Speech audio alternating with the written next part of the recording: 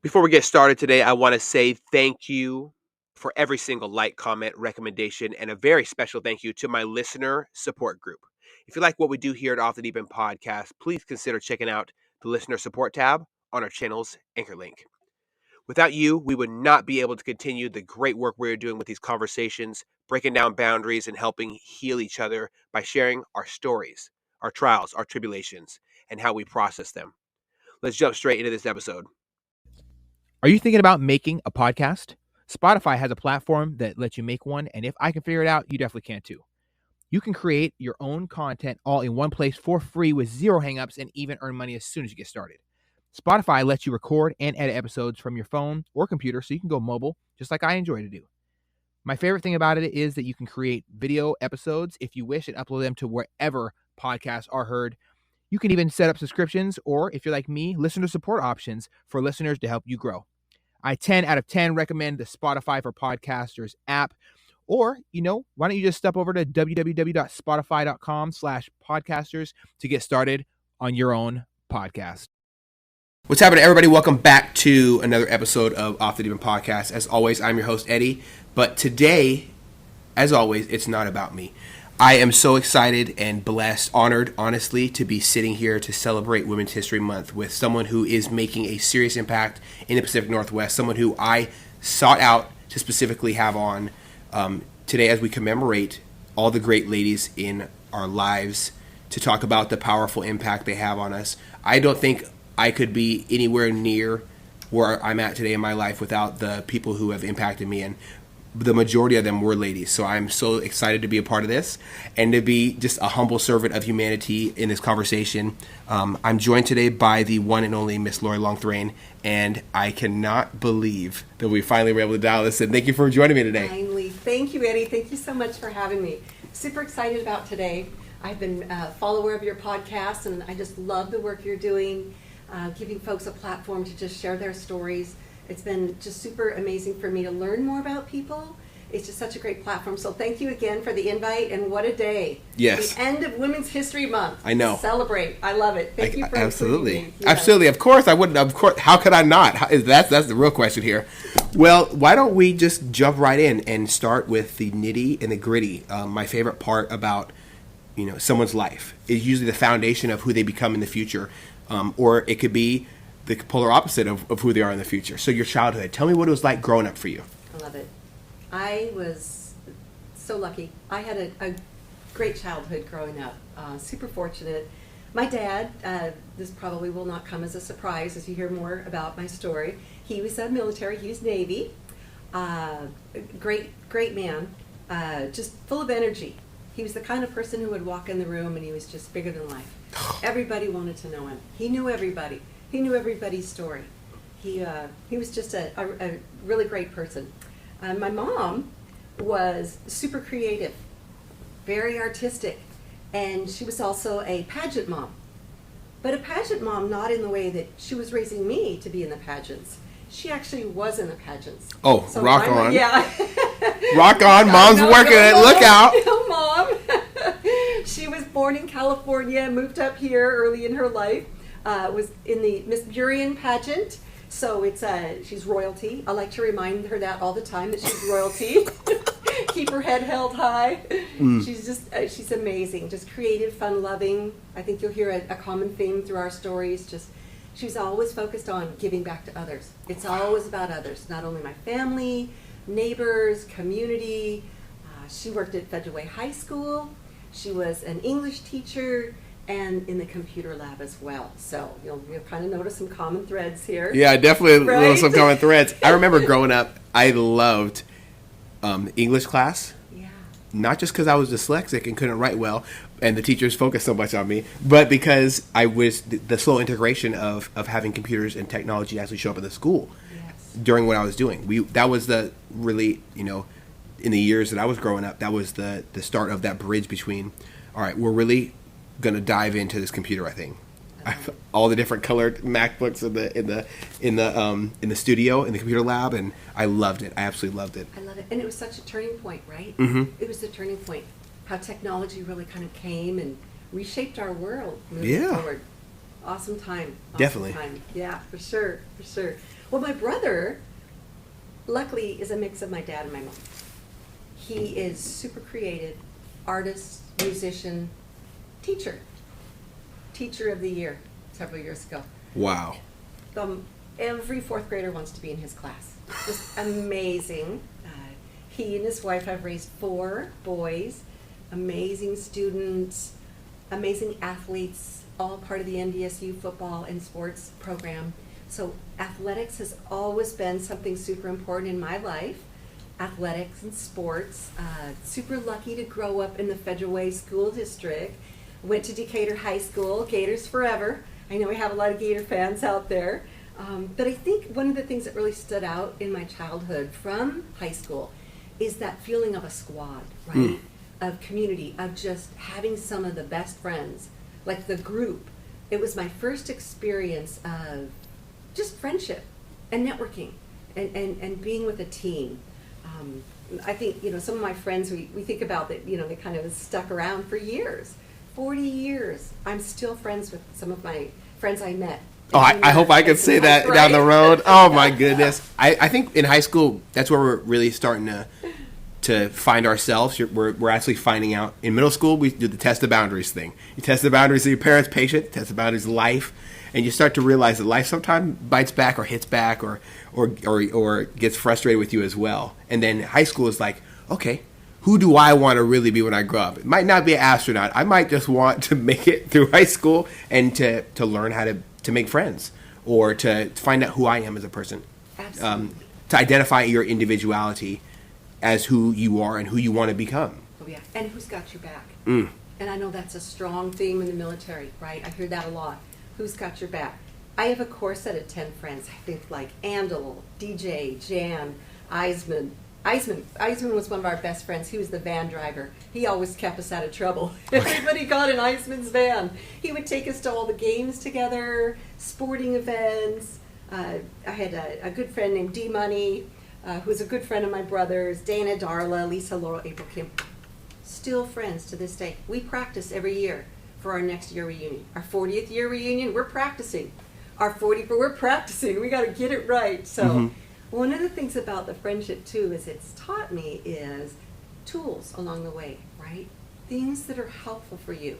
Not only have I been fortunate enough to have some amazing jobs in Fortune 500 companies, but I've learned a lot along the way. And I think one of the number one things for me that I've learned is the importance of people and networking and just taking care of one another. So very lucky at an early age to learn the value system of having a great family, having great friends to support me. And as I've gotten older in life, I've kind of learned that just doesn't happen for everybody. That not everybody I meet has had a really great upbringing. They maybe haven't had the friends, some of the values that I've been able to build. And so it's helped me see things a little differently. Like even when we listen to some of your podcasts, the podcasts, everybody's story, how they start off, they're growing up, it's different. And everybody's story and their challenges and their struggles and how we all succeed and we fail, but we go through it together. So that's the one thing that I think I've been pretty fortunate is I had a strong value system really reinforced. I think that having values as a child and as you grow, definitely it's what separates people who know who they are when they grow up and people who don't. I think that guidance from the family unit, is essential, right? Having 2 people or 4 people or 100 people, because sometimes it takes a village. It really does. Having all those people to support you, to guide you when you're feeling lost, to answer your questions, to help you with your homework when you just can't figure it out. Exactly. All these things are critical, I would say, to the youth development. And it doesn't. I don't think that development has to stop just when you turn 18. I think it's a bad idea to say, okay, well, you're 18 now, get out of here. You should have it figured out by now. That's in my opinion, that's flawed ideology. It's a flawed practice, and to make sure that we have the next generation really be successful, they do need that guidance. I love it. And tools, right? We're so young. We're so young. If we look back and say, wow, if I just would have known some of that, right? If the tools are just so important growing up. And power. Your word is power. Your word for this podcast is empowerment. Mm-hmm. And that word power is just so center on everything we're talking about.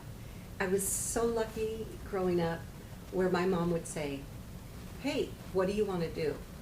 And why aren't you doing it? Like, do you want to be a Girl Scout? Go be a Girl Scout. Do you want to learn to play guitar? Go play guitar. I was empowered to do whatever I was passionate about. And I just couldn't imagine to be growing up as a child to not have someone have your back and say, what do you want to do? And let's make it happen. That's a lot of them, it's really emotional, like, honestly, to hear, because I have so many of my friends, and there's been times in my life where I didn't have that, and it really sucked. It's something I try to do with Jackson is focus on, who do you want to be when you grow up? You need to ask yourself the tough questions. Why am I not where I need to be? And who's to blame? And it's usually, we can look in the mirror at our tendencies, our goals, how we're working towards them in the moment, and we can easily find where we need to be. But without having support, it's really hard. It's an uphill battle. The more people you have, it levels the playing field. Absolutely. Speaking of playing and sports and everything you brought up, I think in our previous conversations you mentioned competing in different things. So why don't you talk about and share with me a little bit about that? I want to make sure that we don't miss it. I'm a really big fan of competitions. I'm a really big fan of testing your physical abilities and your mental abilities. How do you react under pressure? That is what really, are you a diamond? Because pressure does create diamonds, right? So tell me about your journey to becoming a diamond. I have quite an interesting story. When I was little, I actually wanted to be a professional motocross racer. At the age of 9, I decided that it would be fun to ride motorcycles. My dad had a motorcycle, my uncle had a motorcycle, my brother had a motorcycle, and I thought, the guys are all racing. I want to give it a shot. 'Cause, we would ride around on our bikes in the backyard, and it was fun. And I thought, well, what if we went to a track and we had a little bit more dirt out there and some jumps and actually some people to race with. And so, of course, being told you could do anything you want, I didn't know any different. So we loaded up the motorcycles. Off to the track we went. My dad entered me into the motocross race. There may be 4 or 5 of us lined up at the line, and 4 or 5 laps, we did my first motocross race. And guess what place I got? And it wasn't first.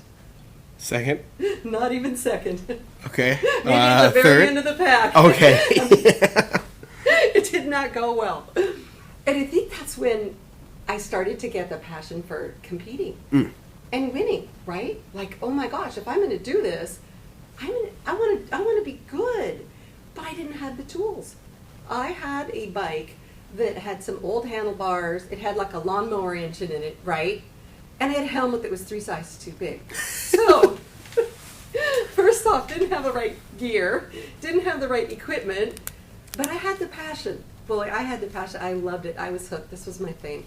And so a few weeks go by, and I said, hey, Dad, it'd be really great to try that again, but, could I get another bike with a bigger engine?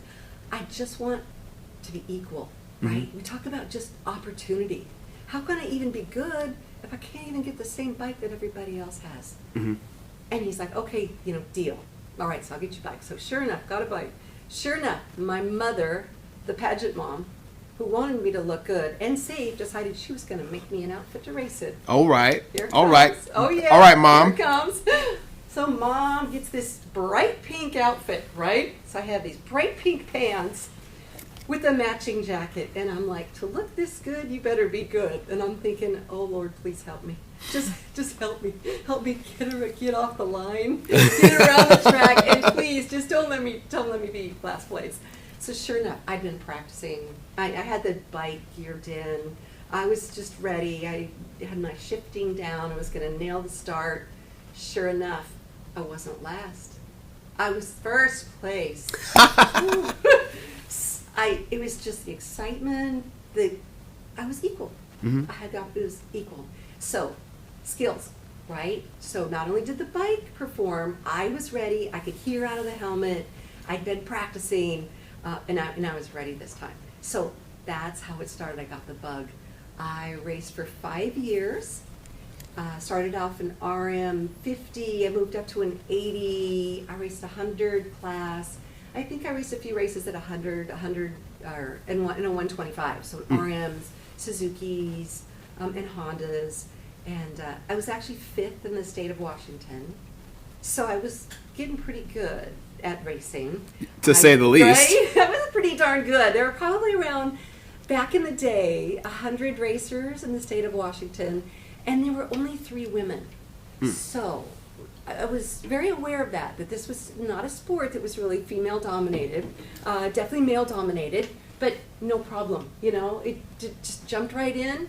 I've always been in sports, always opportunities where it's just men and women. It's never really stood out to me like, oh, I'm the only woman. That's weird. No, I just went with it. Yeah. Inclusion. We're all doing this together.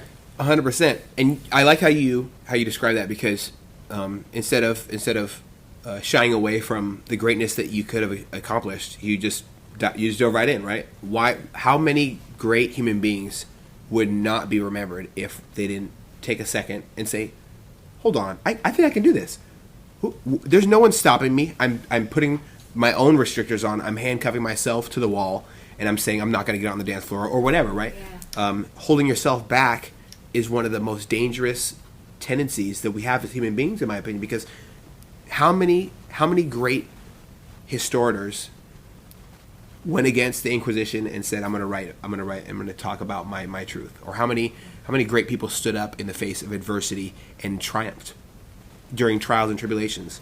We wouldn't have any Malcolm X's, we wouldn't have any Martin Luther Kings, we wouldn't have any great human beings who said, I'm not going to take this, I'm not going to let this destroy me, I'm coming back. Yes. And I'm not going to stop running towards my dreams. I think that competitive edge is human nature, and once we tap into it, there's no telling what might happen, right? Absolutely. And like you said, pivoting, right? The important part of pivoting.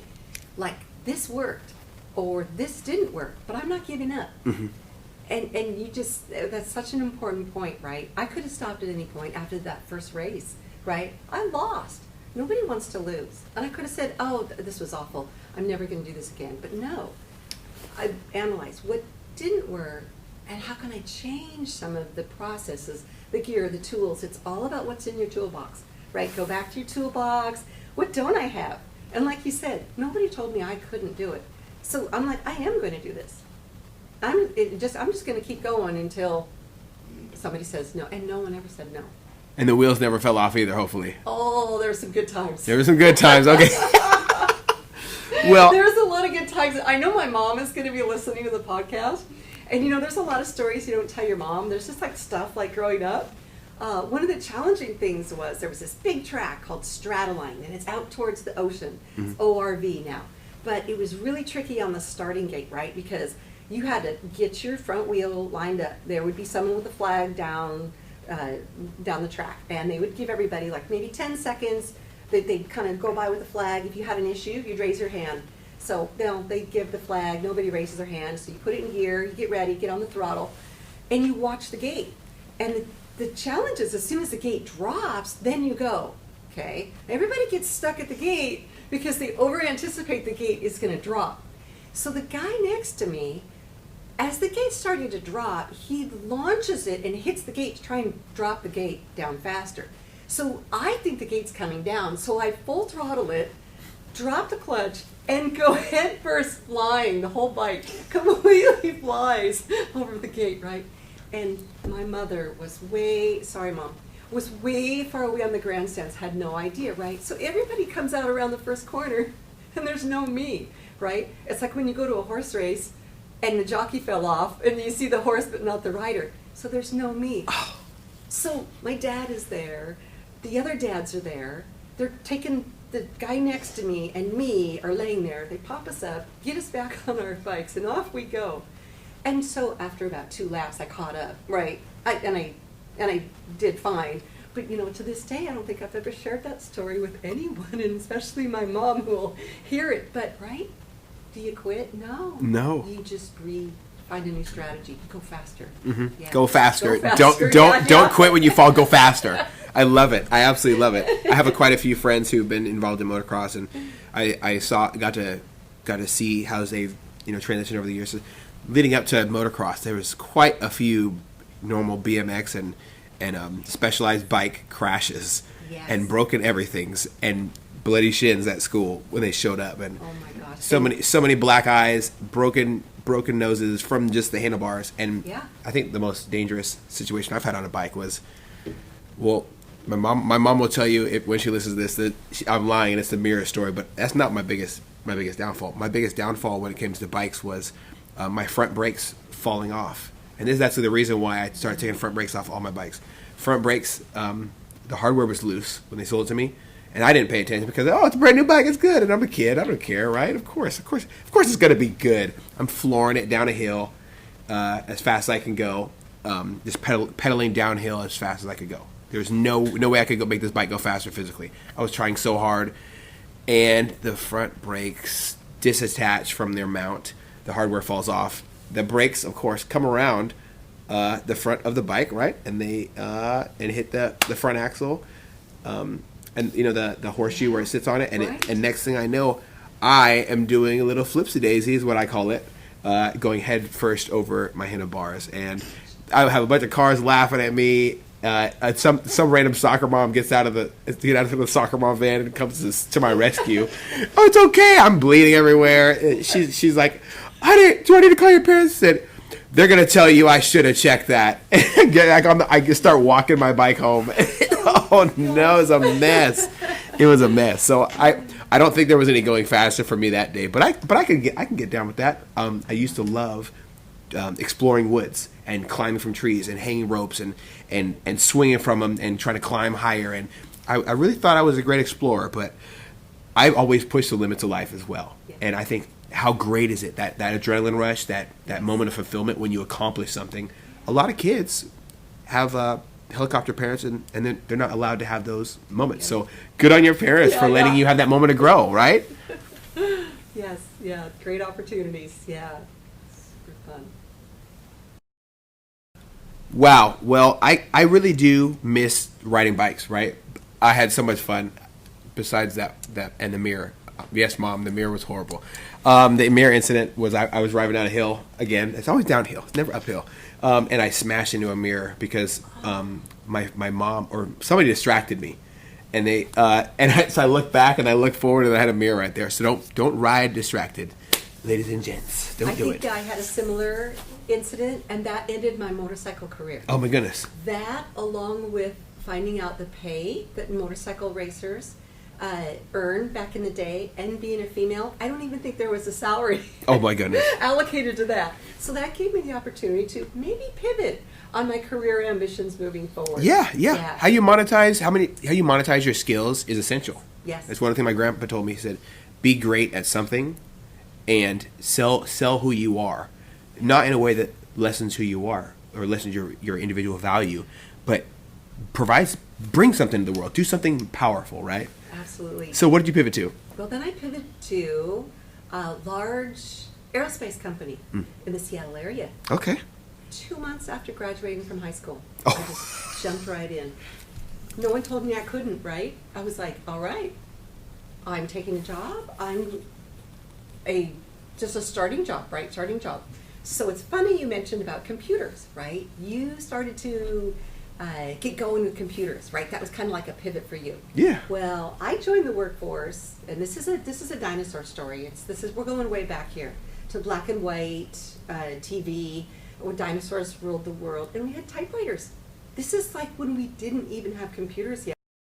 One of the things that I noticed was there's a great opportunity to bring in new technology.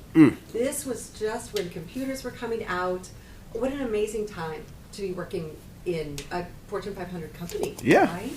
It's always the what's coming, what's next. Everybody wants to be part of the action.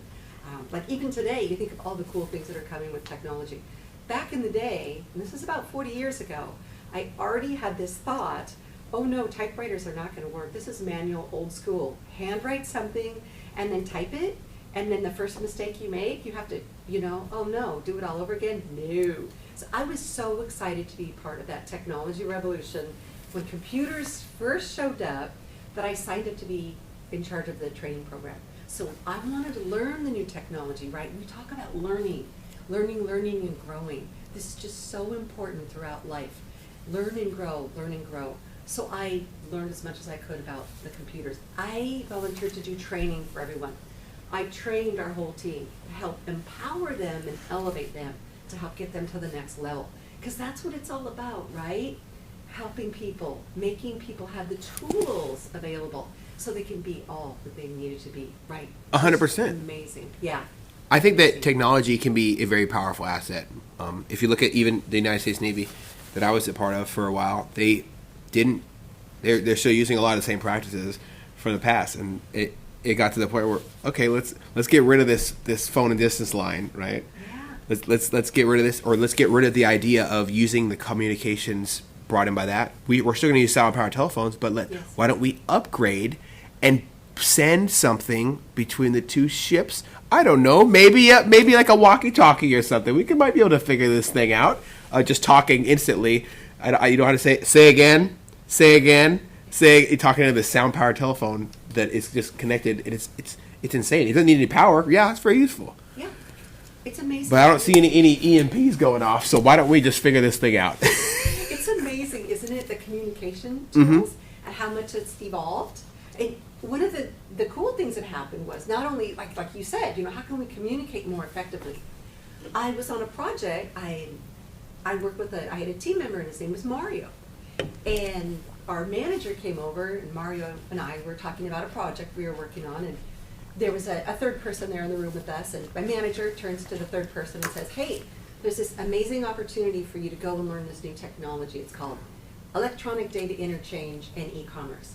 And there's this seminar, and it's going to be in Washington, D.C., and it's 3 days, and it might be kind of scary because you have to go there by yourself, and then you have to drive around town, and it's a new technology, and it might not be your thing. And the person was like, no, I'm not doing that. And so here Mario and I are in the room, right? And we're looking at each other like, what an amazing opportunity. Somebody must have told him no, that he couldn't do these things when he was little, right? Yeah. Where did he just all of a sudden say, no, I don't want to do that? And so the manager looks at Mario and says, Mario, what do you think? Mario's like, I think that sounds pretty cool. I think I'd really like to do that, and I'd love that opportunity. And so I'm thinking, okay, it's good to be a runner-up, right? So I'm like, okay, ask me. Okay, so the boss says, Lori, I don't know if this might be something before he could get the words out, I'm like, what time? What time do I need to be at the plane? And what do I wear? That's all I need to know. Excellent. Excellent. Where am I going? And what do I wear? And I am not saying no, and I'll figure it out when I get there. Yeah. That's the other thing about life. You don't have to have all the answers. You don't know who has all the. We're not born with all the answers. 100%. We figure it out, right, Eddie? We figure it out. We pivot. You have to pivot, and not having control is a good thing. It's not good to need to know every single detail of the situation in order to enter it. Yeah. Caution and throwing caution in the wind is my favorite thing to do. I don't like to be cautious every chance I get. Safety zones and comfort zones are dead zones. Greg Plitt said it, not me. Yep. Shout out to Greg, RIP. He's a phenomenal individual, Army Ranger, motivational speaker, everything under the sun. So, that was one of the lessons I learned from him is, you can't grow from these false realities that you tell yourself. I can just stay in this little box and nobody's going to bother me and nothing's going to go wrong. I can control every single thing. I'm going to adjust all the pens perfectly on my desk. Everything's going to go smooth. Something's going to happen. Someone's going to bump your desk and you're going to freak out. Okay, it's not going to work out like that. Yeah. And you have to in life always pursue these great things. Where would we be in life again if we didn't take chances? So throwing caution to the wind is something I'm hearing from your story, and it's so exciting because that's a necessity. Yeah. We have to. You go, and we went, and we learned, and that was the most important day of my career. At all the companies, this was a changing point for me. I went, and I learned a new skill, a technical skill. Right? This is how I got excited about technology, just like the excited about motorcycles. Right? The passion to learn. The adventure, the who knows what. It was the smartest thing that we had decided to do. When I got there, I had an opportunity to not only learn this new technical solution that was coming, the EDI, the e-commerce, much like you said, it's the walkie-talkie of the futures, right? It's how you communicate. the world was moving towards electronic communication. It's like email back in the day, like the start of email. That's really what this was all about, right? So having the excitement level about this technology, grabbing it, learning it, and not only was it technically, did I find that you, no matter what you do or where you are, you need to be good at what you do. So I got really good. I learned how the technology worked. I tested the technology. I could tell the story about this technology. And not only did I understand it technically, but I started to use a network. I started to build a network of all the people that were involved in it. And the carriers, the marketing contacts, the lawyers. There was all these people that when I left that event, not only did I come back with a skill, a technical skill, but I learned probably one of the more important, or equally important, I should say, but for me turned out to be the most important skill, and that was the art of networking. Okay. And meeting people. Everywhere you go is an opportunity to meet someone and learn from them. And the funny thing about networking is you never know who you meet and when you're going to meet again. And one of the things that we'll talk about is further in the career, some of these key people that you've met keep showing up in your life. These game changers. Yes. The people that just are, you can count on, that just make a difference, that are always there. They're doing cool things. They're changing the world. They just keep showing up. They don't stop. It's their thing. It's like the you know, as people, some people are inherently buoyant, right? In life, with our energy, with our tenacious, you know, sprints for the finish line of your next goal. People who are goal oriented, people who are driven, they always rise to the top. It's just a natural thing. So I like that you're seeing others surface with you there, because to stay in the same area, you're gonna slowly over time, you know, kind of drift into that bottom end of the ocean, unfortunately, right? Treading water is very difficult. You lose it. You exert a lot of energy floating there. You're still gonna have to tread water eventually, right? But rising to the top and helping others up and finding a way up is essential to getting out of that water onto that raft of success, right? If I was to make up a random analogy there, I think that the art of networking, it takes time to figure out. Learning from others, finding leadership opportunities, finding people who are natural born leaders around you, learning something from them. I've learned so much from horrible leaders in my life, and they can teach you just as much as the good ones. Who are some of the people who really, really stood out to you when it came to learning from? Yeah, Mario. One of my colleagues there. The story of Mario doesn't stop. The story of Mario is everyone is connected through Mario as we kind of continue to move throughout some of the stories.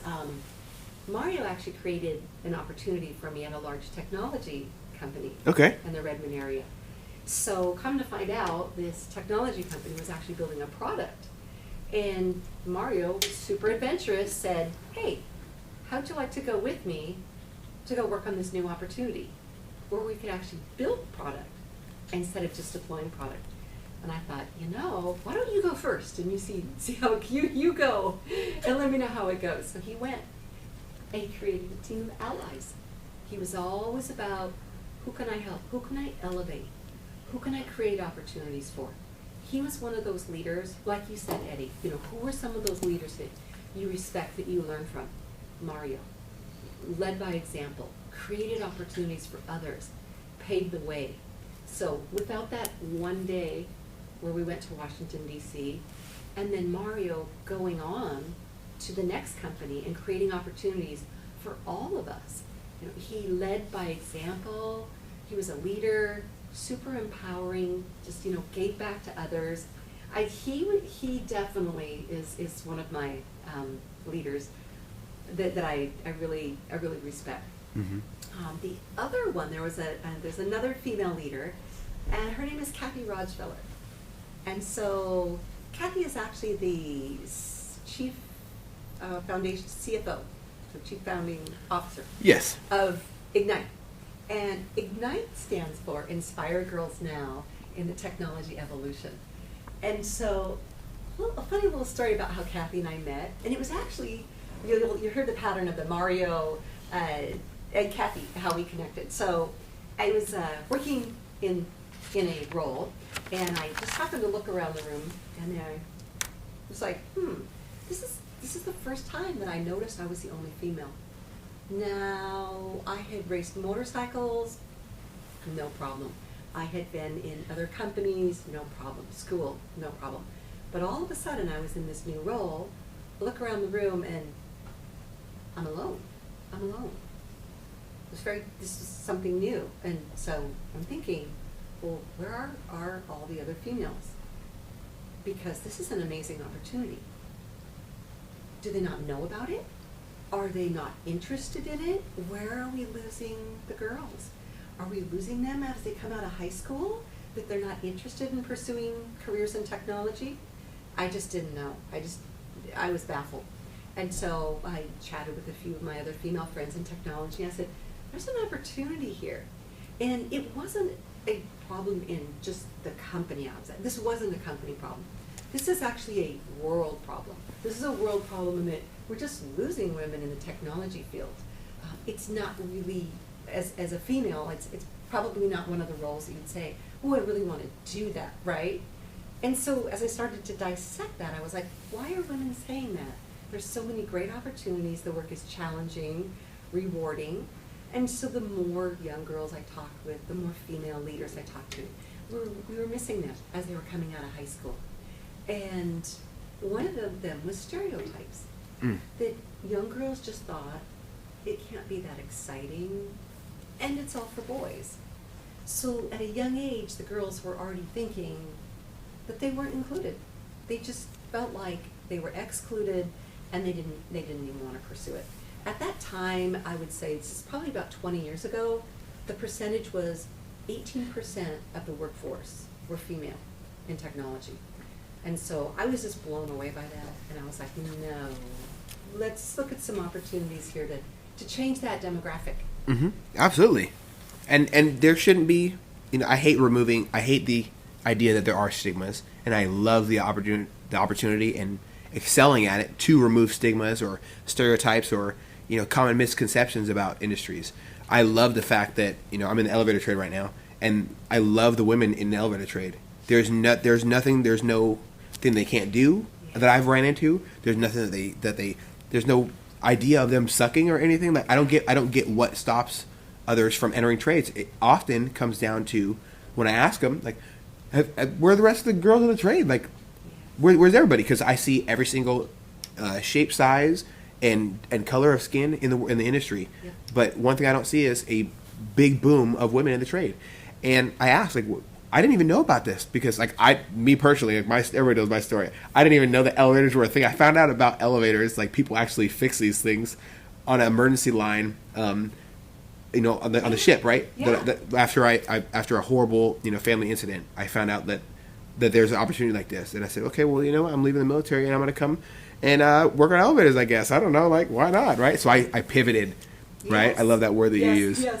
But I didn't even know it existed. And that happens to be the same thing for a lot of people when it comes to blue-collar trades as well. Yeah. So the tech industry and the blue-collar industry or the trades are experiencing the exact same thing. Exactly. They just don't know. It is not even a thing. Yeah, awareness and opportunity. Mm-hmm. If the girls don't even know there's these opportunities, how can they even know if they like it? So those were really the two biggest challenges. I think the stereotype, the stigma, is not for us. And the second is, opportunity. How can we get the girls here to even let them decide if they like technology or not? So I think those were the two biggest challenges. Like you said, very similar challenges, different times in the world. And Kathy Rochfeller at the time was a career counselor in the Seattle School District. And so we had been talking, and one of my friends at work said, hey, Kathy in the Seattle School District has talked about putting together a program where we could get a few women together to just talk about their careers, to tell the girls their path, let them know there's many paths to get to technology, and let them see them. Like you said, let them see what we look like, our colors, our faces, our shapes, our sizes. We're all different, and that's what makes us unique. and special and different and come. And we need your uniqueness. We need you to build technology because we're the ones that use the product. So shouldn't we be involved in what we're building? E-commerce, right? 51% of the women purchase online. Shouldn't we be some of the women that are building the technology that the women are actually using? So getting the women involved, that was, again, quite a few years ago. But Kathy actually started up the nonprofit called Ignite. And Mario, who I had worked for, said, hey, why don't we invite some of the girls over from high school? I'm going to give you $500, Lori, and you're going to get buses. We're going to fix the opportunity problem. We're going to offer the girls a ride over. We're going to have a pizza lunch. We're going to have a speaker panel, and we're going to let you talk about your career journeys. Now, how amazing is that, That's right? insane, right? Totally empowered, made this available through an opportunity. He fixed that problem. We're here. Get them here. And then let them, if they don't like technology, it's not their thing, at least they had the choice. They had a choice. They were empowered to make that choice. So that started. And it started by a lot of local Fortune 500 companies, women, men, teachers, professionals, just invested in youth. It started with junior high girls, it moved to high school girls, it moved out of Seattle into Federal Way, into Nationwide, into global. So over 20 years, the program grew from just Kathy's amazing idea, a few passionate people who, just kind of leaned in and put some plans together. How can we make this grow and make it scalable? Over the last 20 years, 80,000 girls have come through the program. So the impact has been just amazing. So over the years, we've had girls graduate, right? They're graduating high school, they go on to college. They now speak at Ignite speaker panels. We've been passing the torch now for generation. And it's just been an amazing program to be part of. There was an opportunity to help elevate, right, not only the program, but just leaders. And there was an award opportunity where we could nominate people for great work that they had done. And one of them was a STEM focus, right? And so we nominated the Ignite program for making a difference in young girls' lives. And this was actually a program out of the White House. So this was sponsored by the White House. The White House sponsored a program, a STEM-focused program, and nominated Ignite, and we won. So all of the Ignite members were invited to Washington, D.C. So this is where we really talk about, right, making a difference and impact. It was a program that was just started by people that care, super passionate about helping others, that grows to a global, national level. We go to the White House. We are standing in the White House on the House floor of Congress to go in and talk about the importance of educating girls in math and science and winning this award. And Nancy Pelosi walks out, and Patty Murray walks out, and Maria Cantwell walks out, and all of these people just start coming out and shaking our hands and congratulating us on the impact that we're making on the lives of girls all over the world. So impactful moments, bucket lists. I mean, I could have never imagined in my life that I would get to be part of such an amazing movement, all because of the thoughtfulness and the change in the world that Kathy Rajwiller wanted to make. And what better day than today, the Women's History Month, as it comes to a close. And your question was, who were some people that have really stood out that you've been part of to help make a change? And Kathy Rajwiller, she just stands out. Wow. Now that is crazy, right? Right? Oh my goodness. So this Ignite program affected over 80,000 women, and that's at that time. Yeah. At the time that you had that statistic. It's been going on for 20 years now. I could not even think about shaking the hands or high-fiving or even exchanging eye contact with 80,000 people. But collectively, affecting that many people's lives, there's going to have to be some amazing success stories that erupt out of that, right?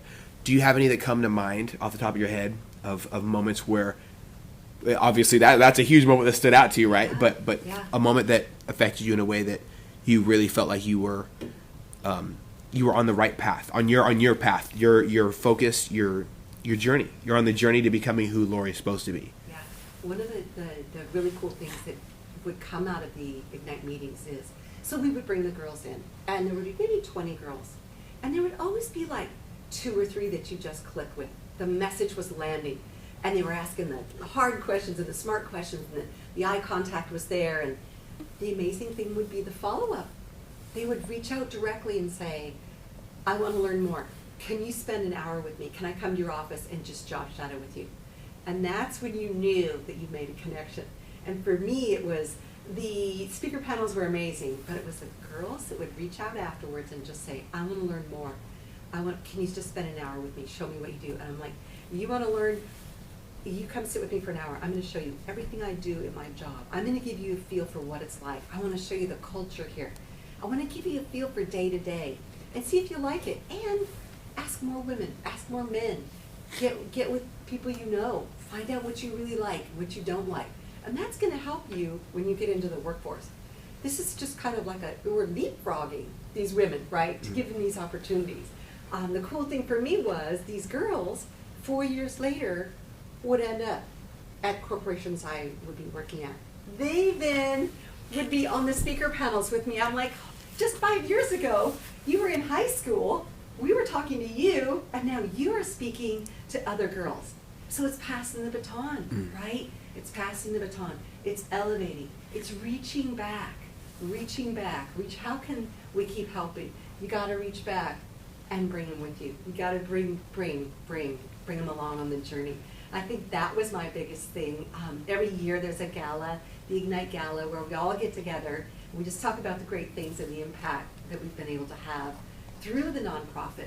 And there will be speakers that say, I couldn't be here today because of the amazing women in this room. And they would name you. I think Teresa Egglestone, she works for Federal Way School District. Both she and myself were awarded 4 years ago with the Shiro Award for all of the work that we've done as part of Ignite. And that was really humbling. But that was because everyone nominated us to be the Shiro for all that we've done for the community, for them. So I think really impact moments, that's how it's really stood out for me. Obviously the speaking of in the House floor of Congress was something amazing, that will just be with me forever and just fuels me with the passion. Those were really some of the key moments, but it doesn't stop. Eddie, just last week, we had 10 girls from Thomas Jefferson High School come and learn about careers in math and science, right here in the room next door to us that we were just at in this building. So it just hasn't stopped. It just keeps going. So I love that. This is ridiculous. You know what? I should have came up with a program called. I wish I had came up with that idea. I think it's just phenomenal. There's always something that's been really, really apparent to me that I want to always be around people who are helping others and be around people that are on their path. And I think you really have found your journey. You're exactly where you're supposed to be in life because you're helping others. There's this weird feeling we get when we help people. Yeah. It's not like the selfless feeling, but it's more of a I'm doing the right thing because it needs to be done, and someone needs to do it. Someone needs to step up.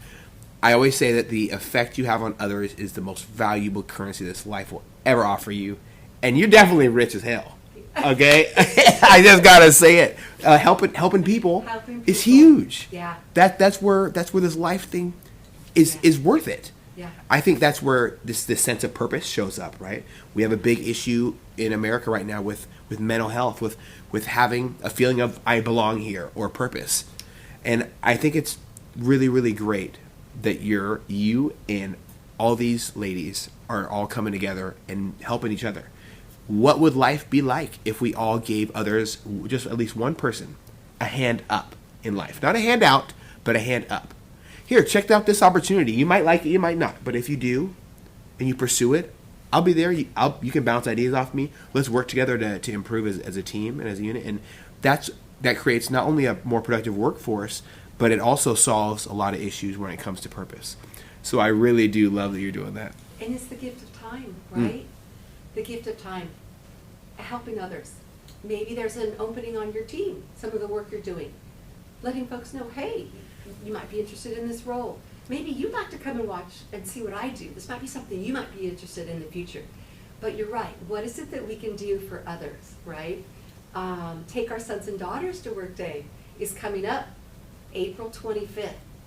Awesome opportunity for everyone to make sure that their children, their nieces, their nephews have opportunities to come wherever you're working. Show them these opportunities. You know, what an amazing way to give back, right? Invite people to be part of, you know, might not be your children, someone else's child, bring them to work. Volunteer to go to someone's school. Talk about the work you do, you know, just kind of keep the interest going, how we can help our youth. Mm-hmm. And it's not just the young girls.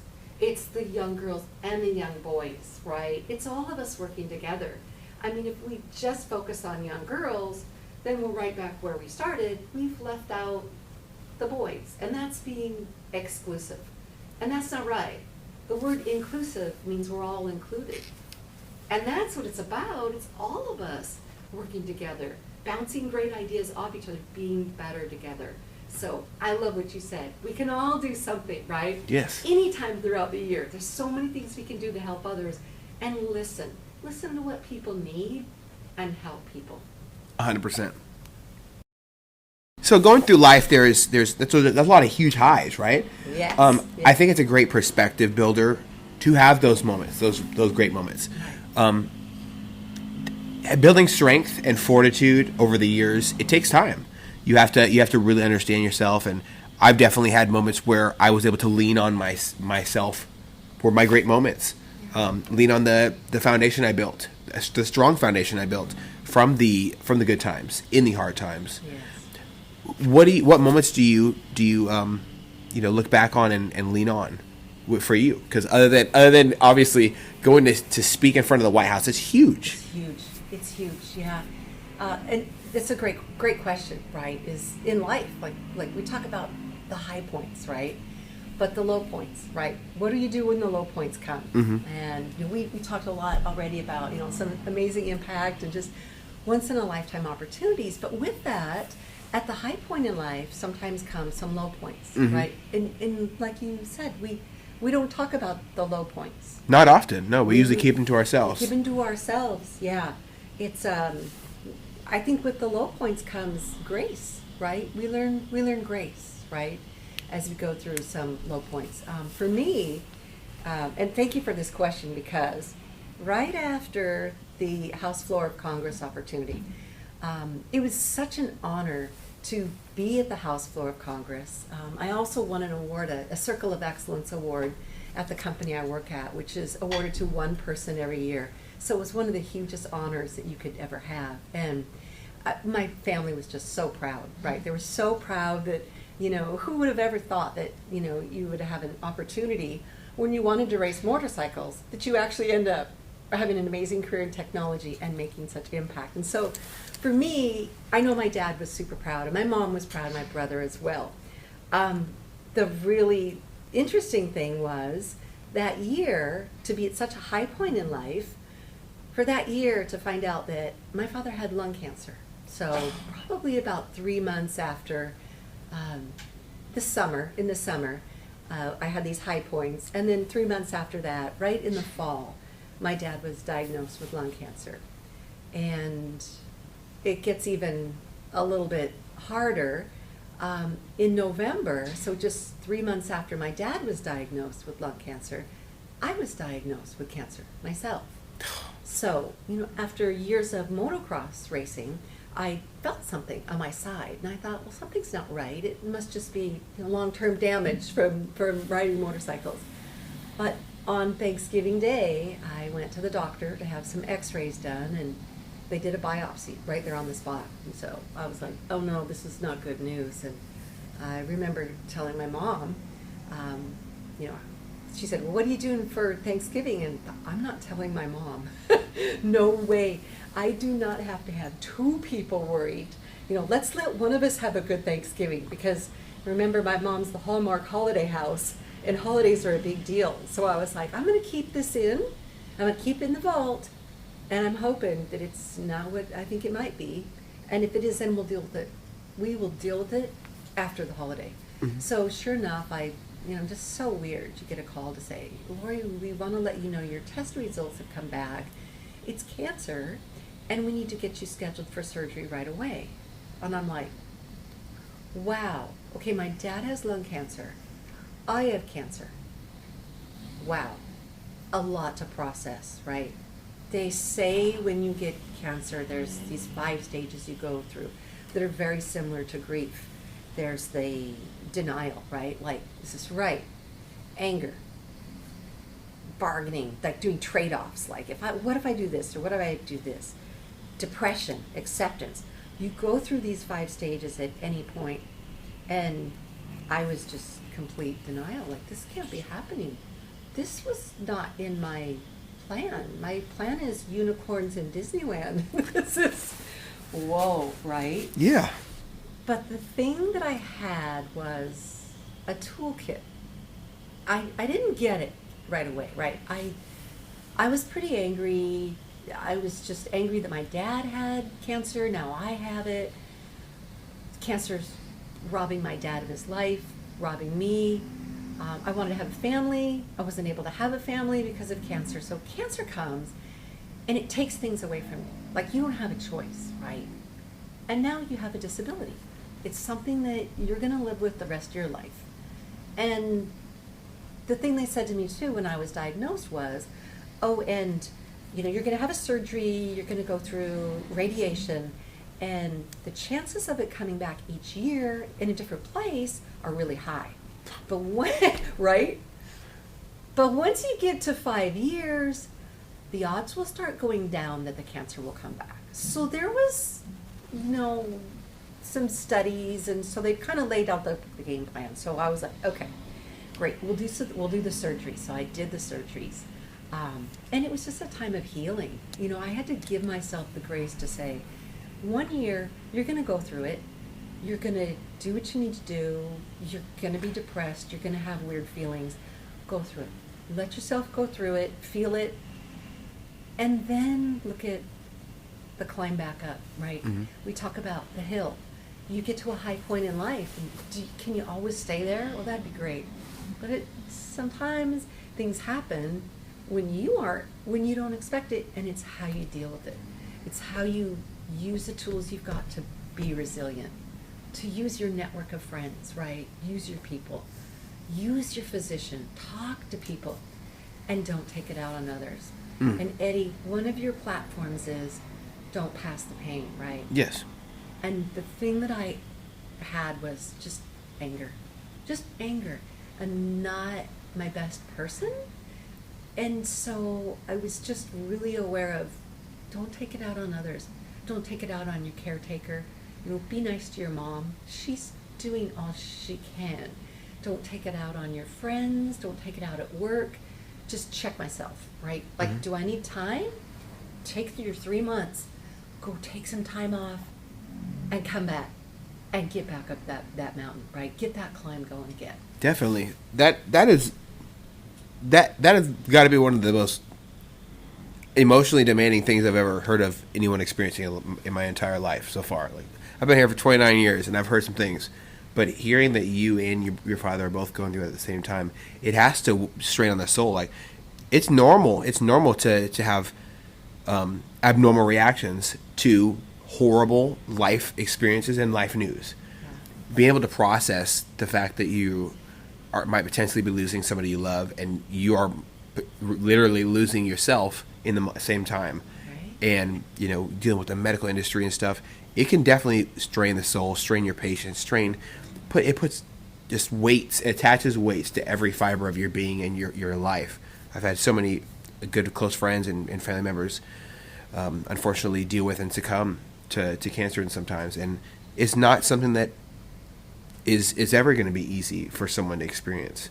But when you're able to see the light on the other side of the tunnel, I would hope that it can kind of guide you towards the future and towards moving forward. That hill that we climb is very, very, very, very slippery slope of radiology, and it breaks my heart to observe my friends and family members going through it. Yeah.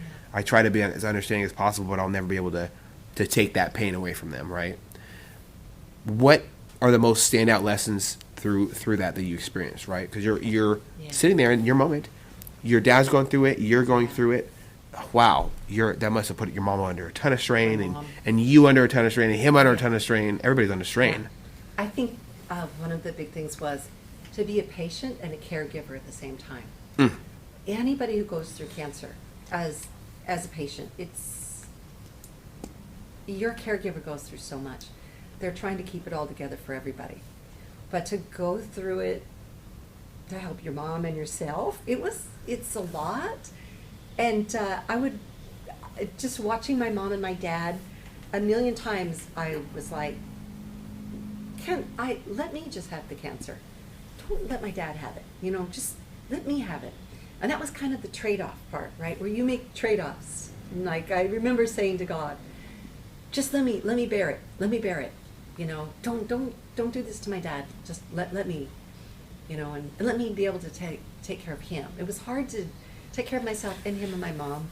So the positive side, the things that you learn, the importance of life, the importance of one another, the urgency, like, I'll talk to my dad about that tomorrow. I'll talk to my mom about that tomorrow. You don't know when you're going to have it. You don't know. There could be, car accidents, something. My dad and I, we were good, and that, we had always had a great relationship because of the way I was raised and values. We were always good, and I never felt like I didn't get to say this to my dad. I never had regret of, if you only would have known. We had a family that told each other how much we loved them and supported them all the time. So I think that was a blessing, a positive thing. He passed. He fought cancer for 10 years. And then my mom, right? I talked to my mom and say, Mom, I don't want you to be alone. You want to come live with me? You want to live with my brother? And she's like, I want to be with your brother and be a grandma and be with the four sons and go to their basketball games and their football games and their track meets. And they're all just amazing at what they do, right? So my mom had to kind of put her life together without my dad, right? And for me, it's been so cool to see her rebuild, reestablish, just all the amazing things she does for our family, for the community. She's involved in church. She does Meals on Wheels. She's active in the VFW, the local VFW. She's always doing amazing things. So it's like, to see her, it was like helping raise my mom. And I we laugh all the time, and I'm like, it's so great to see the great mom that you've become, and we've helped raise our mom. It's like she had this, second chance, and that the last 10 years, she took care of my dad. So she was a caretaker for 10 years, and then for her to have a break and just bloom like a flower. I think for me, it's just so exciting to see her grow. And then for myself, right? Get back up that mountain. I spent probably 3 years like Elsa from Frozen, literally frozen, like afraid to make any decisions, like do this, don't do this, frozen. And that's not a way to live. It took me a little while. I wasn't using my tools, Eddie. All those tools I have, talking to people, grace, forget. How long can I really be angry? 3 years is a long time to be angry. And who's it hurting? You. Me. And who was I hurting? Others. What was I doing with the pain? Passing it along. Yeah. And that's what Eddie's platform is about. Don't pass the pain. Don't pass the pain. But it took me a while. It took me a while to get there. It definitely does, man. I think about the things that you're speaking on, and wow, how many times have I not felt rushed until I did lose a parent? How many times did I not feel like I needed to say things right there at the very time to this person? I think that I do live in a significant amount of fear of losing somebody I love all the time. I try to make it a point to speak to others and let them know that I care about them, that I love them, that I call people to let them know I'm thinking about them. I called Tony Dayton just the other day, and I'm like, hey, Tony, Tony, I want you to know. I just called to see how your day was going. And he's like, what? So I always FaceTime him on the way back from work or from inside escalator. Sometimes Josh Wielden, Cody, I talk to people I care about often, and I try to talk to them and let them know that I really do value their existence, because nobody knows when their ticket's getting punched. And I try to live a life of gratitude and have an attitude of gratitude, as some say. But it can be definitely difficult when you're shouldering the weight of the entire world, or you feel like you're going through the most turbulent point of your life. Yeah. It's hard to look at a seatbelt and think it's going to save you on an airplane when it's dropping. I know it's just like 1 or 3 inches usually is, but it feels like you're dropping 1,000 feet. Yeah. But that just really, really touches my heart that you had to go through that experience and you found grace through the experience of feeling that pain, of feeling this turbulent time. It's not easy to come out of any opportunity or any experience with a good attitude, especially after it's a negative one. Being able to pivot and make a decision, cut off all other options, is what I really love. I love the word incision. It's actually Latin. It comes from the word scission, which means to cut, right? So you're cutting off every single other thing, and you're deciding on one thing. You're acting on that objective. And what better way to describe your a life than sum up all the decisions that you made. You've made the decision to pursue a career in technology. You've made a decision to push forward and not give up, just when everything seemed against you. And stubbornness. And stubbornness. And stubbornness and pride, right? Mm-hmm. We don't need help. We get, to the point where we're like, I don't need help. I've got so much pride. I've got this. I can handle this. Actually, sometimes people are there to help us. You think about all the people that we've helped along the way, and then you have the opportunity to reach out and say, you know what? I need your help. And people just show up. People show up. And that reminds me of the John Schneider story. The John Schneider story. Going from a dark place and climbing back up, right? There was an event, and it was called Football 101. And it was an event that was put on by the Women's Association at the Seattle Seahawks. Okay. And I have a good friend named Deanna. And Deanna, she knew that I was pretty down. She could tell something just wasn't right. I'm going through the healing. We're coming out of the dark stage. I'm coming up the hill, right? I'm kind of going through the worst part, and I know I need to take that climb back up the mountain and start healing again. And Deanna and my friend Tina, Megan and Janice, my girlfriends were like, we need to give Lori some help. And so they said, Lori, there is this Football 101 camp going on at Seahawks headquarters at the VMAC. And we've signed you up and you're going with us. And I'm like, all right, okay, cool, we're going. Now, who can say no, right? Mm-hmm. Anywhere you're going to the VMAC for an event, I'm in. Okay, and what am I wearing, right? It's 2 questions. What time am I there, and what am I wearing? 49ers gear. No, never that. Well, that's certainly an option. That's an option. That's right. So the girls rallied behind me, right? And it's like, when you need people, be that person, right? You never know when you're going to need something. So we talk about where you can help. Just lean in, listen. This was just an amazing example where I needed help. I couldn't help myself. And the girls rallied, and there they were. And back in the day, Denny's used to be across the road. And so we went over and we had a big breakfast. And then we rolled over to VMAC. And the whole format was put on to raise money to give to women that were going through cancer. Are you kidding me? Right? So here I am going through cancer. And they didn't tell me this, the girlfriend. They ambushed you. They ambushed me because they knew I was not in a good place and I needed a little bit of a kickstart to get back going up the mountain. So we get there, right, and everything is pink and purple and gold for all the different colors of the types of cancer that you can have, right? And I'm like, oh, geez, wow, right, this is so cool. And the format was teaching women about football.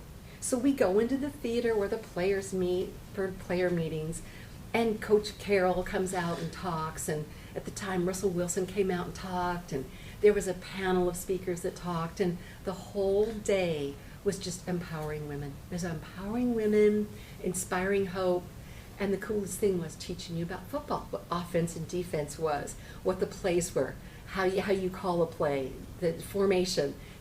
And the referee calls and umpire calls and just everything about football. And it was so empowering. We got to go on the field. We got to throw passes. All the football players were there throwing passes, and we were catching passes. And then we had lunch with all of them. And what a day of uplifting and elevating women with cancer. And I was like, you know what? So we're getting ready to leave, right? And I'm like, what an amazing day. This just can't get any better. So we're walking out, and there's John Schneider, general manager of the Seattle Seahawks, comes rolling out. And I'm like, I need to talk to John. And so I run up to John, and I just say, I just wanted to tell you, thank you. You were here for me today. My girlfriends were here. And someday, I'm going to repay you. I'm going to show you my appreciation and give back in a way that I can. And so he's like, cool, nice to meet you. That was like, I want to say 20 years ago. Yeah, it'll be 20 years ago. We did Football 101. Every year we went to Football 101 after that. 7 years straight. Dave Wyman was he would lead the sessions. We formed our own Wyman fan club. We had about 10 girls that took up a whole row. And it was just an amazing event. Wow. I could not imagine that, right? You just walk it. It's kind of, oh, we're just going somewhere. We're going to this awesome thing, right? Gonna have a good day. Ambushed you with the love and support of a lifetime, right? And also just immersed you into an opportunity to not just really distract you, but throw you into a whole new thing. And heal. And heal. And heal. And we need that. And nobody can make you heal but yourself. People want to heal you. My mom wants to heal me. Everybody wanted to heal me. Why isn't Lori healing? You got to own it. You got to own it. And sometimes you just need a little help. And that got me where I needed to be. I saw other women. I talked to other women going through the same things. We networked. We bonded. We created a friendship, right? And it helped me heal. And the healing is so important. To not pass the pain to others. To own healing. To do the work. To go to the gym. To take the vitamins.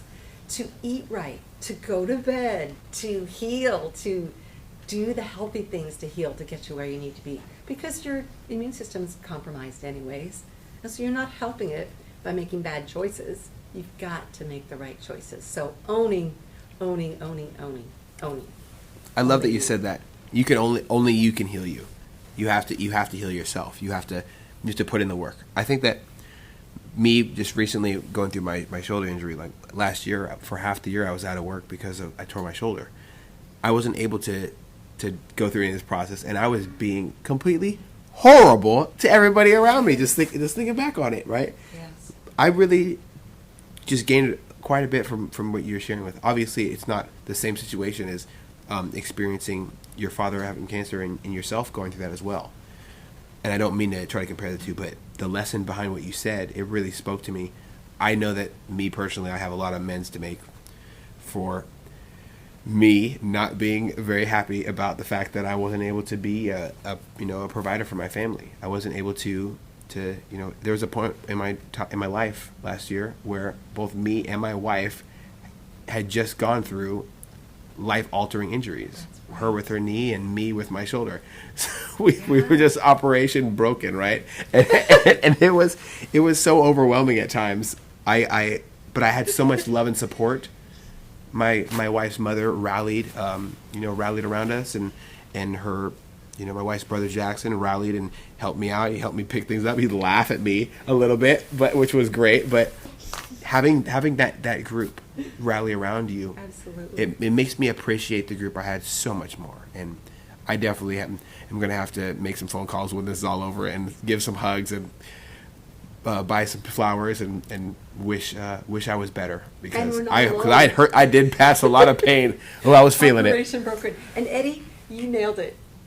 We're not alone. We're not alone. I went through it. You went through. People that are listening, your podcast listeners, everybody's going through different things at different times in life, right?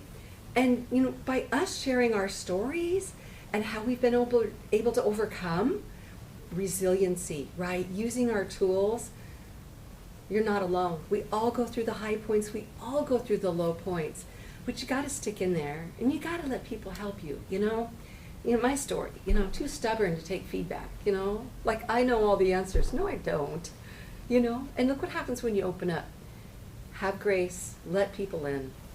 And who cares? Who's judging us? What are we so worried about? That somebody's going to say we're weak and we need help? Dang right. I'm weak and I needed help. And you know what? Is somebody judging me with a clipboard? I'm sorry, Judge Judgerson. Does it matter? In the end, does it care? You know, who's keeping score? Somebody's keeping score because I was human. It does. You kind of get to a point in life where you're just like, what am I worried about? Got to throw caution to the wind. Yeah. And pivot. And pivot! You have to pivot. Excellent. So we've talked multiple times so far about lows, navigating through those situations. You know, you talked about a very, very low valley. How do we work out of that? One step at a time. Each day, a small progress. To get back up that hill. Networking. I think one of the very first things we talked about was values and just having a core foundation of people. People are our best tool in our tool case. Through my life, everywhere I go, I love to meet people, connect with people, network. As I was getting ready to head back up the hill again, right? I healed, I felt good, I was back in the workforce, heading back up that mountain. I got a call from a friend of mine named Dave. Dave and I had worked together in the technology field, and Dave let me know about an amazing opportunity over at a local airline.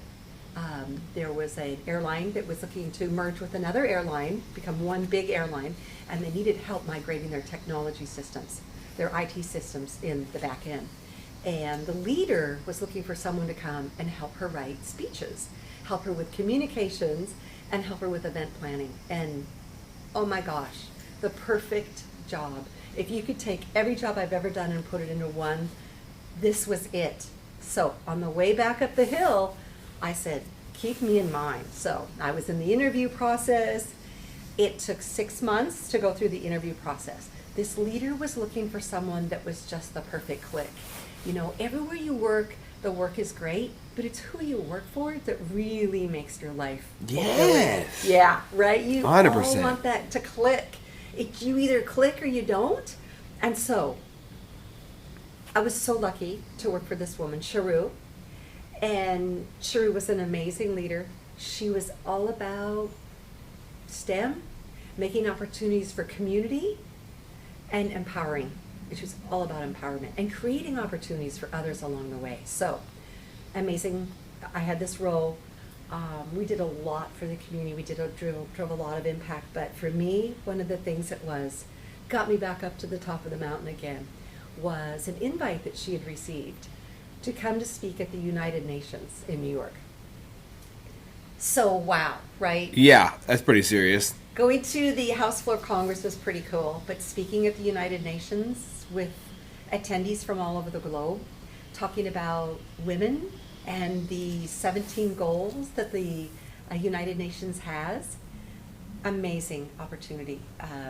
I got to put together her speech, helped her write her speech. We had 10 others from the company that attended as well. So we flew into New York, went to the day before the practice. It was so amazing just to go to the building, all the security.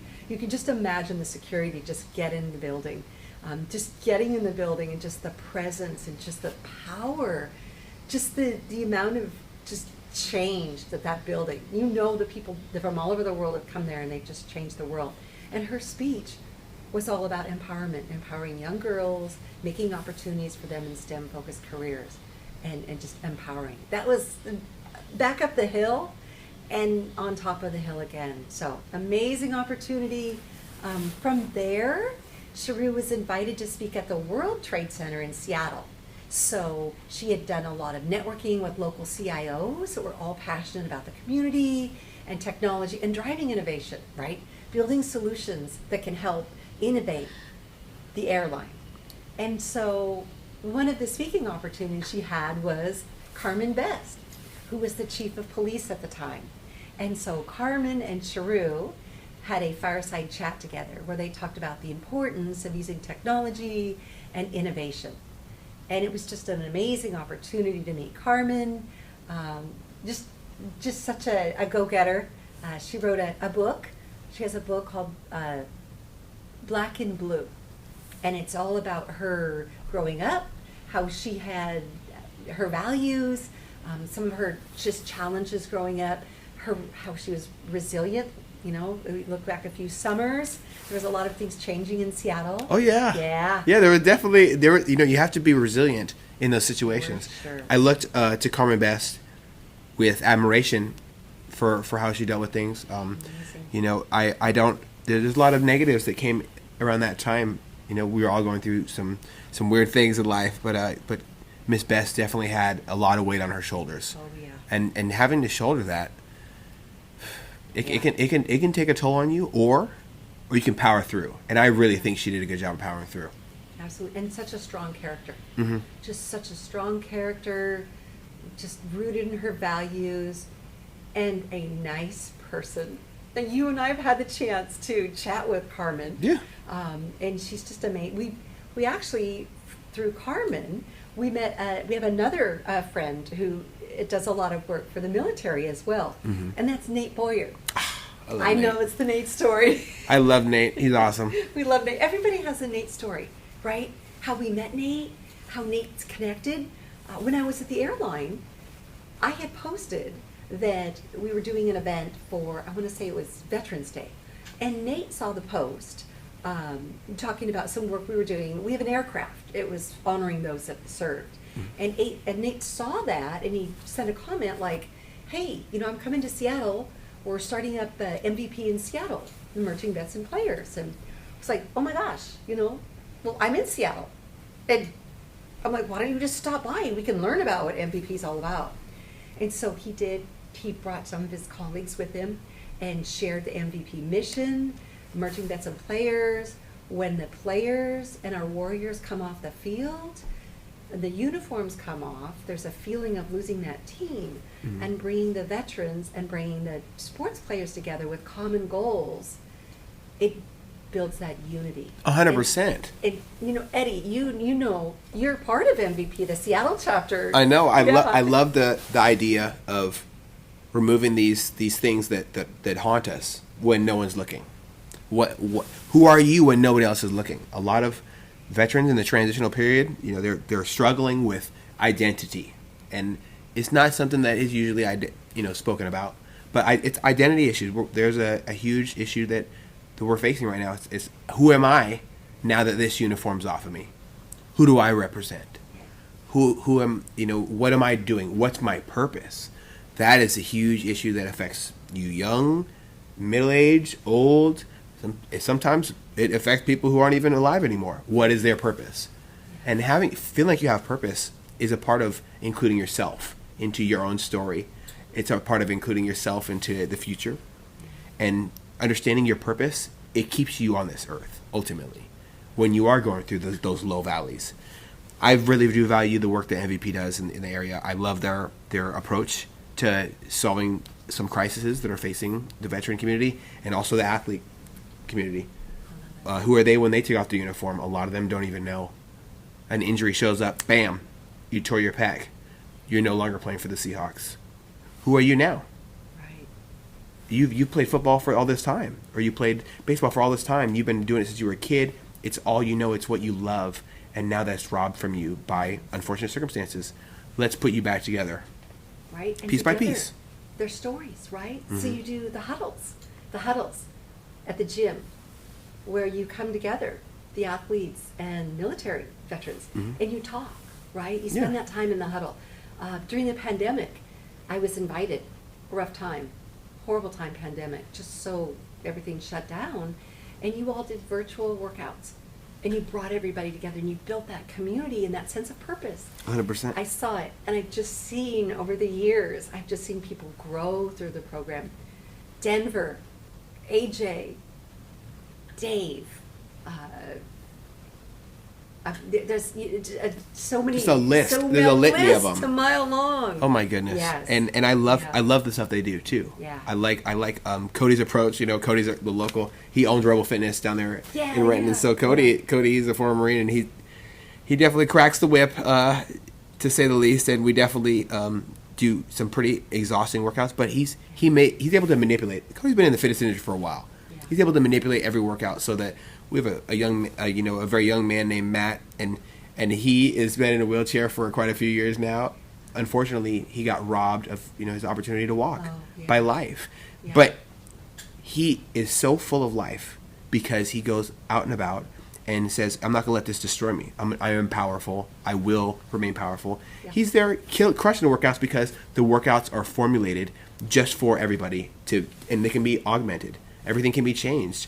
And part of that inclusivity that you bring up often is that it's a place that's safe for everybody. So, if you're listening and you're in the Seattle area, come down every Thursday, 7 p.m. Rebel Fitness. Why not, right? You'll probably see me there, and we can have a nice fireside chat about life, liberty, and the pursuit of healing because it needs to happen. I love it. And Jason, who's the Seattle chapter leader, absolutely, invited us out.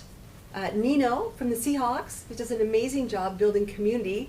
Kyle, we have Kylie. There's just so many people around the community that support MVP. Mm-hmm. At Christmas, MVP did a toy drive and invited us out. Several members from the company where I work. Mm-hmm. And so we all came down, and our friend John Schneider was there. So we talk about, life coming full circle. If you remember, when I had the cancer, I told John Schneider one night, I said, someday there will be an opportunity that I can repay you. I want to, when I'm feeling good, I want to give back like you gave to me. Someday I'm going to have that chance. So life is so funny how it works, right? Yes. Here we are in the gym, Rebel Fitness. We turn and look, and who walks through the door? It's John and Tracy Schneider, right? And I'm like, oh my gosh, this is it. This is how we all give back. We help one another along the way. I saw John, and I was like, John, do you remember 20 years ago? And he's like, yeah, yeah. He goes, did you have a pink hat? I go, yeah. He goes, hey, you had the Beast Mode jersey? I go, yeah. He goes, yeah, I think I remember you. I said, well, this is my way of saying thank you. I said, we have a charity event. We raise money throughout the year, and we were able to give in a huge way back to MVP, the corporation where I work. And he said, thank you for what you do. And I said, thank you for what you do, making these opportunities for people and helping up the hill. Helping people get back up the hill and building. It's not just a great song, Run Up the Hill by Kate Bush. It's not just the most important 80s song that's been brought back to life due to Stranger Things, the TV show. But it is also it's an important part of your life, realizing when you have those highs and lows and who helps you out of those. I really do admire your outlook on how to traverse this thing we call life. It's not easy. It's not simple. It's messy. It's confusing. And none of us want to go through that thing alone. So I'm super glad that you're able to understand the value of networking, not just with your career, but also with your friendships, with having a support team, a core group of support team where you can help each other out in life through the highs and lows. And I love that that you have such a well-refined attitude about your low experiences, because Lord knows we all experience serious lows in life. They make us who we are, right? You can't have the highs without the lows. Well, how great would it be for every day to be Disneyland and unicorns? Oh, I could take some Disneyland and some unicorns just this week. I promise you that. Oh my goodness! But it's how you deal with them, with grace, with love, not passing along the pain, elevating others, being allies to one another, being inclusive, including. Creating opportunities, making opportunities. People don't have opportunities, you make them. And you never know when you're going to be on the receiving end of needing somebody to help you, which is really what today was all about. 100%. Empowering. Empowerment, yeah. Well, you've definitely done and are continuing to do a lot of empowering others. I really want to tell you, it's a major relief for how I look at humanity as a whole to be able to sit here with you and understand the impact you've had on others. It's magnificent, it's monumental, And I hope that you never stop. I hope on your deathbed, your last words are, so I have this friend, and he would love to hire you for this next position. I know you're just leaving high school, but this is a really great opportunity. There's no reason why to stop now. I hope that I'm pretty sure that's going to be your last words. My words, and I'm going to say my last word will be, and if that doesn't work, pivot. Pivot. 100%. 100%. Thank you, Eddie, for this opportunity, and thank you for all the amazing podcasts that you've put together of people having this platform to share their stories. We're not alone. Thank you for all you do and for what you're going to keep doing. So thank you, Eddie, for everything you do. Absolutely. I appreciate your time. And thank you so much for every single listener. This has been another episode of Off the Deep End Podcast. If you like what we do here, please go to our Facebook page, Eddie Lowry Off the Deep End Podcast, and let's talk about it, right? I'm also on Instagram at This Is Eddie Lowry. Let's get connected. Let's uplift others, and let's stop others from passing the pain by sharing our life experiences. If you have a story that you'd like to share, simply reach out. There is no reason why your voice should not be heard. I also offer anonymous episodes as well. The things that we've covered here today are very important to me and vital to how we move forward as human beings. So let's all pivot and help each other. Much love, y'all. Peace.